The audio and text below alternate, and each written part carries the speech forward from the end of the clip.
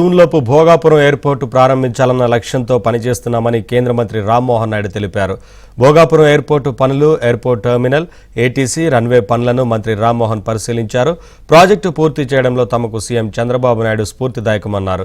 ఉత్తరాంధ్ర రూపురేఖలు మార్చే శక్తి భోగాపురం ఎయిర్పోర్టుకు ఉందని, ఇప్పటివరకు 36% పనులు పూర్తయ్యాయన్నారు. రాష్ట్రానికి మరిన్ని ఎయిర్పోర్టులను నిర్మించే దిశగా ప్రణాళికలు రచిస్తున్నామన్నారు. తెలంగాణలో కూడా కొత్త ఎయిర్పోర్టులు నిర్మిస్తామని కేంద్ర మంత్రి రామ్మోహన్ నాయుడు తెలిపారు.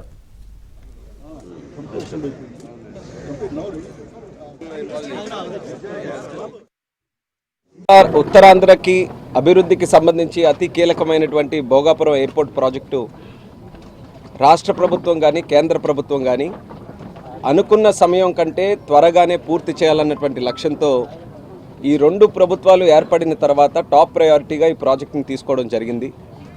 అందులోనే భాగంగా గత నెల జూలై 11వ తేదీన ముఖ్యమంత్రి గారు కూడా ప్రత్యేకంగా ఒక విజిట్ భోగాపురంకి విచ్చేసి ఆయన మొత్తం ప్రాజెక్ట్ అంతా కూడా ఒకసారి రివ్యూ చేసుకొని డిసెంబర్ 26కి పూర్తి అవ్వాల్సినటువంటి ప్రాజెక్ట్కి క్లియర్గా టైం లైన్ ఇచ్చారు. ఎప్పుడనంటే జూన్ 26 లోపలే ఈ యొక్క భోగాపురం ఎయిర్పోర్ట్ని పూర్తి చేయాలన్న లక్ష్యాన్ని ముఖ్యమంత్రి గారు ఆ రోజు ఆ జరిగినటువంటి రివ్యూ మీటింగ్లో చెప్పడం జరిగింది. ప్రాజెక్టు పూర్తి చేయాలనంటే మా అందరికీ కూడా ఇన్స్పిరేషన్ చంద్రబాబు నాయుడు గారే.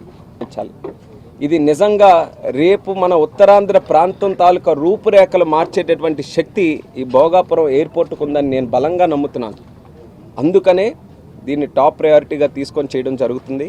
గత నెల 31.8% అయితే ఈ నెల రోజుల్లో మరొక 4.8% కంప్లీట్ చేసుకొని ఈరోజు 36.6% పూర్తి చేసుకున్నాం ఈరోజు వరకు ప్రాజెక్ట్. ఇంకా శ్రీకాకుళం జిల్లాకు సంబంధించి కూడా ఒక ఎయిర్పోర్ట్ మేము ప్లాన్ చేస్తున్నాం. అలాగే మనకి దగదర్తి నెల్లూరు దగ్గర ఒకటి చేస్తున్నాం, నాగార్జున సాగర్ ఒకటి చేస్తున్నాం. అలాగే చంద్రబాబు నాయుడు గారి తాలూకా నియోజకవర్గం అయిన కుప్పంలో కూడా ఒకటి ఈరోజు ప్లాన్ చేస్తున్నాం. దానితో పాటు ఇంకా రిక్వెస్ట్స్ కూడా ఉన్నాయి. అనంతపూర్లో కూడా ఒక ఎయిర్పోర్ట్ ఎస్టాబ్లిష్ చేయాలని ప్రధానంగా రిక్వెస్ట్ చేస్తున్నారు.